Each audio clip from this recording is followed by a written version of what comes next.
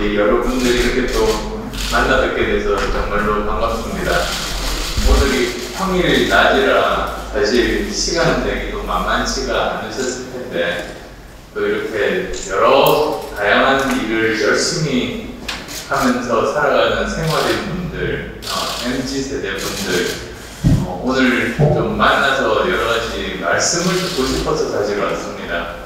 제가 뭐 일방적으로 떠드는 자리가 아니라 오히려 지금 하고 계신 그런 생각들, 고민들, 그리고 특히 수도권과 또 다른 여러 가지 어려운 상황들, 그런 부분들에 대해서 서로 간에 이렇게 대화를 하는 그런 좋은 자리가 되었으면 하고 이렇게 아침부터 일찍 이곳까지 달려왔습니다.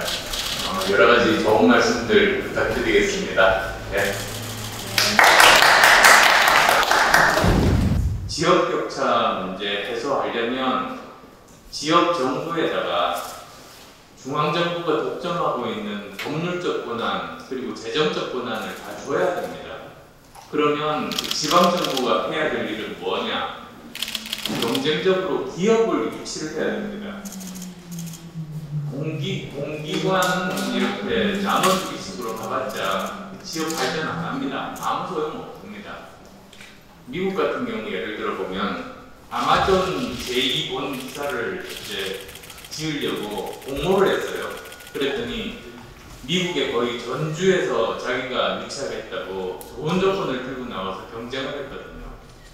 그래서 최종적으로 아마 버지니아주에 이제 그 시애틀에 이어서 두 번째 아마존 그 본부를 짓겠다고 이제 결정이 내렸는데요. 그때 그 주에서 이제 제안한 내용들이 주가 가지고 있는 땅을 100년 동안 무료로 임대하고 그 다음에 또 뭐 10년인가 20년인가 그 법인세를 받지 않고 그 다음에 그 필요한 인력들을 양성하기 위해서 그 주립대학에 있는 과를 만들고 뭐 이런 여러 가지 조건들을 내세웠거든요. 그래서 결과적으로는 굉장히 빠른 시간 내에 그 지역이 살아났죠.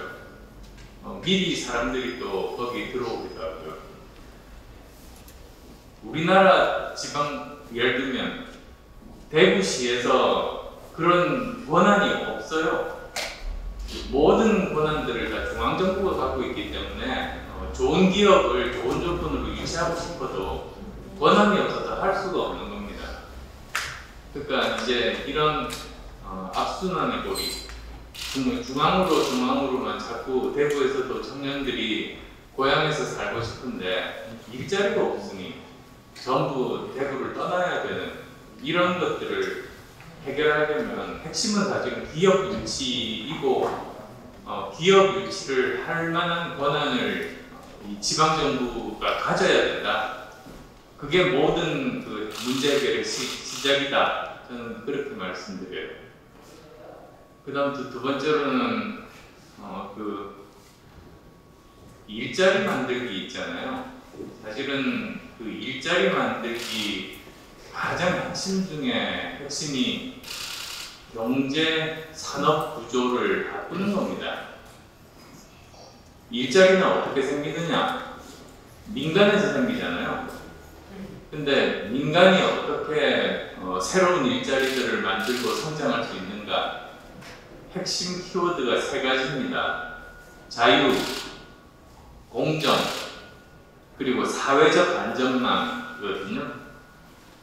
기업이 규제로부터도 자유롭고 정부 간섭으로부터도 자유로워야 자기가 자율적으로 창의력 발휘하고 도전할 수 있잖아요. 그 다음 또 두 번째로 경쟁할 때 공정해야지 뭐 돈이나 백 있는 쪽이 이기는 것보다 실력 있는 사람이 이길 수가 있어서 조그만 중소기업이 대기업과 싸워서 실력으로 이길 수 있으면 이 기업이 중견기업 거쳐서 대기업 되는 거거든요. 그러니까 이제 공정.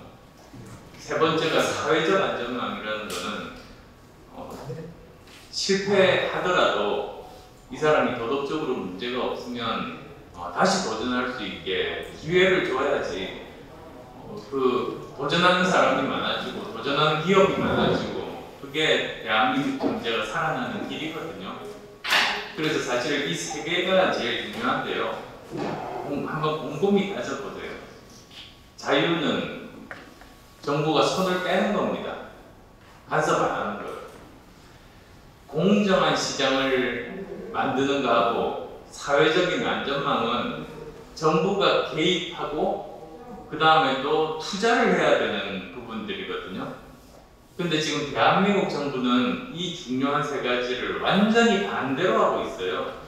청개구리 정부라고 저는 말씀드리고 싶은데, 그 기업을 간섭하거나 규제를 안 해야 되는데 여기에 집중해서 그냥 자기 시키는 대로 말 들으라고 정부가 그냥 발목을 잡고요. 정작 그 공정한 시장에서 반칙이 없고 공정하게 경쟁이 이루어져야 되는 상황에서는 남 몰라라 일을 안 하고 있고, 사회적 안전망을 만드는데 돈을 안 써요. 그러니까 해야 될 일은 안 하고 안 해야 될 일을 하는데, 그나마 이런 상황에서 우리나라가 여기까지 온 거는 기업이 피눈물 나게 개인들이 창업을 통해서 피눈물 나게 해서 그렇지, 이 정부의 이런 거대한 방해 속에서 여기까지 온 거거든요. 근데 한계에 달한 것 같아요. 그래서 이제는 정부가 지난 산업화 민주화 이후에 50년도 전에 사고방식이나 활동방식을 완전히 바꿔서 대한민국이라는 수레를 예전 정부는 앞에서 끌고 갔는데, 지금 정부는 대한민국이라는 수레를 뒤에서 밀어주는 역할, 그걸로 바뀌어야 된다. 그게 제일 기본 중의 기본입니다. 그러면 사실 우리는 다시 잠재 성장률도 높이고 경제도 살아나고 일자리가 생기고, 저는 그럴 수 있다고 보거든요. 그리고 또 부동산 문제. 그러니까 사실 부동산 문제는 원칙이 딱 세 가지입니다. 실수요자는 집을 살 수 있게 하고, 그 다음에 지금 집을 가지고 있는 사람은 정말 그 주거 안정을 계속 유지할 수 있도록 해주고, 대신에 그 투기 수요는 건절하고. 사실은 이 세 가지 아닙니까? 근데 지금 이번 정부 부동산 정책의 결과, 실수요자는 집을 못 사게 만들고 대출 규제 같은 것들, 사실 청년들이 앞으로 돈을 벌 수 있는 이런 청년들이 그 빚을 얻더라도 그걸 빚을 갚을 수 있는 능력이 있잖아요. 그러면 사실은 그렇게 대출 규제하면 안 되거든요. 그리고 또 집을 겨우 한 채 장만한 사람들은 세금 폭탄을 때려가지고 내 집 팔고 어디 딴 데 갈 수도 없는데 세금 내느라고 그냥 생활이 너무나 쪼들리게 만든 거잖아요. 그리고 또 투기 수요 근절인 거예요. 투기한 사람은 돈만 많이 벌게 해줬지.